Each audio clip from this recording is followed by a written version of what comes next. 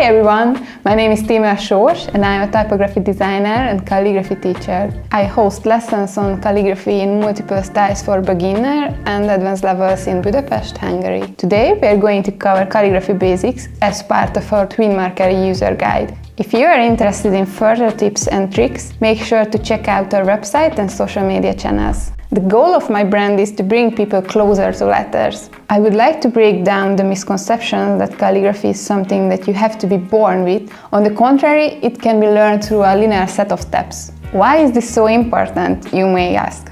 Well, calligraphy can come on a stop in your life, slow down an otherwise hectic mindset and help you reach a level of calm. It can also lower your stress levels and help with your concentration.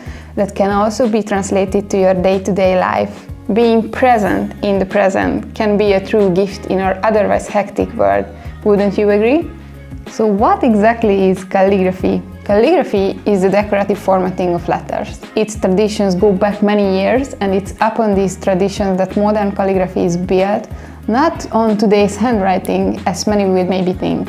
Today, it's used mostly for decorative purposes. Unlike regular handwriting, our goal isn't to get as much information on a piece of paper as fast as possible, but rather drawing each letter with as much beauty and grace as we can. And that's the key to calligraphy. Since practicing feels good, it's just a side effect that your letters become more and more beautiful on the way. Since we'll be using our Twinmarker today, we can dive deeper into brush calligraphy. The flexible brush tip is perfect for alternating thick and thin lines, and the fine bullet tip can be used for practicing shapes and strokes. The base to everything is the way you keep your hand and body, plus your confidence in using your pen. Take a seat by a table and make sure you have enough space to work unobstructed. Pay attention to the position of your forearm. Make sure it stays on the table all the way to your elbow. This doesn't mean that your elbow stays static and you use your arm like a compass. Rather, it gives you some solid leverage while you're writing. Try not to let your arm fall off the table, okay? Let's move on. For a solid control, we will be holding the marker about 2 cm from the tip. Try and think about your forearm as one straight unit, all the way from your elbow to the tip of your marker. Don't let your wrist bend back or forward. The unnecessary movements just result in unnecessary stops in your otherwise smooth transitions. And that's not something we want, right? We will be keeping our tool at a 45-degree angle throughout the entire process. We lay the tip on the sheet, like so. We never use the point, only the side for thin and thick lines alike.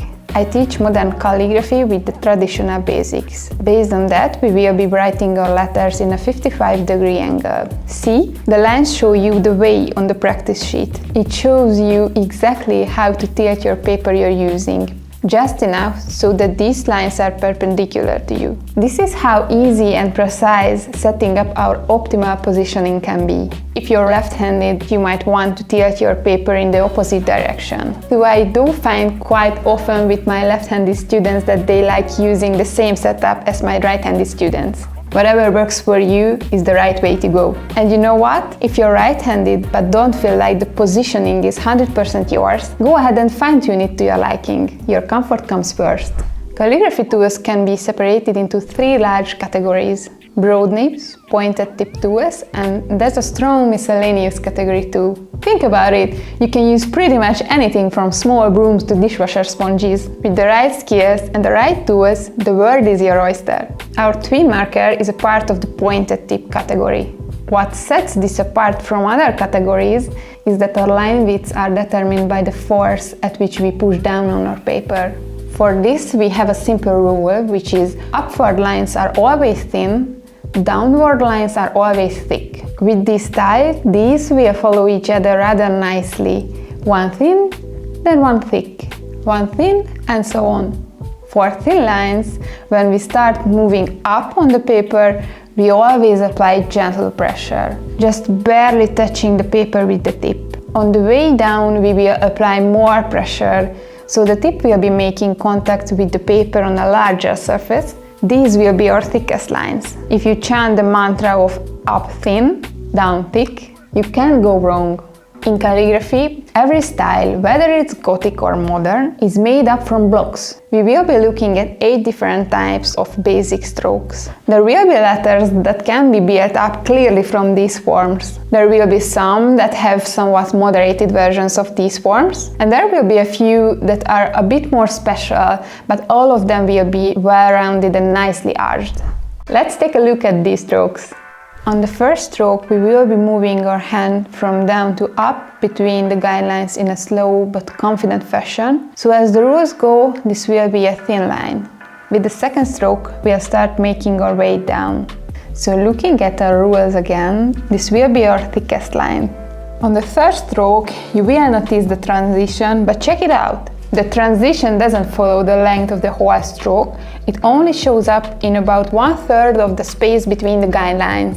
It always pops up when we are doing the thick line. As we get closer to the baseline or any sort of horizontal line later on, we let our line go thin. Our next stroke will be the opposite of this. We will be going down to up, so thin, and only then do we start going wider. Once we've reached the horizontal line, that's when we start pressing down a bit more to get our transition in the top third. Don't beat yourself up if your arches aren't perfect yet. Once you get the logic and the technique down, there will be no more obstacles. With the next stroke, we will basically be pulling the other two together. Look, now we have 2 transitions and they still formed in the wider area. This is a constant rule while we try to keep our thin lines as clear and as uniform as possible. The ovals can be the heart and soul of your writing. A lot is determined by how you form this shape. It's not a mistake if your starting and finishing lines don't meet up perfectly, but make sure you never break your arches. Since this shape is made of arches, we have no choice but to draw it in one movement.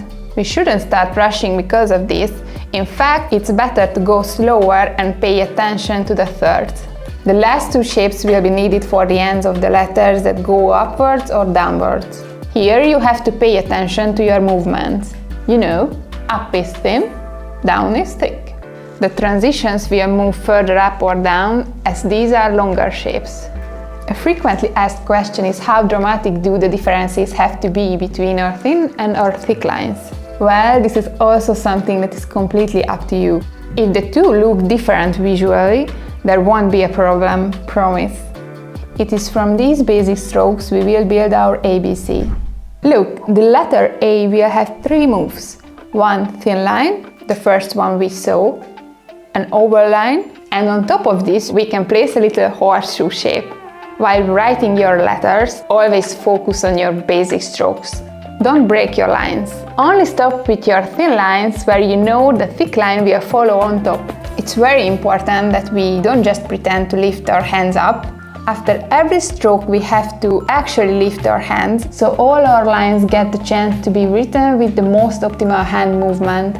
Because it's a bit like normal handwriting, I often see my students accidentally switching from calligraphy to regular handwriting, but this can also happen in the beginning if you are trying to rush. My suggestion would be that you try and come to terms with this particular process having to take a bit longer and be more patient with yourself. It will be worth the wait. In the beginning, I suggest you work as slow as possible, make sure you have the movements and direction down to a T. Focus on making sure your thin and thick lines are in place and produce the right transitions. It can always help to just write down the word in advance, however you can, so you can get some visual cues. Repeating similar gestures with your strokes will give your calligraphy the desired consistency. I have prepared a reference alphabet for you, in which I indicated the movements and the order of strokes. You can find it in PDF format below the video. Print it out, try to copy it, and then try reproducing it on another sheet of paper based on observation instead of copying.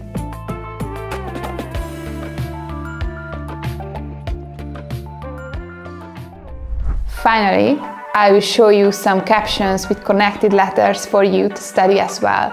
For connecting the letter, we will use the help of traditional calligraphy. You may draw starting and finishing strokes before and after each letter. Before my starting letter, I'm placing a starting stroke.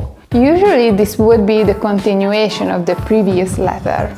We also have to pay attention to the finishes of each letter. We continue with our lines and only stop where the next thick line will start. Remember, everything here happens exactly the same way as it did when we went through the basic strokes. We focus on the blocks, always shaping only one stroke at a time and lifting our hand. I have included the guidelines I use as a reference in the practice material, so feel free to use them.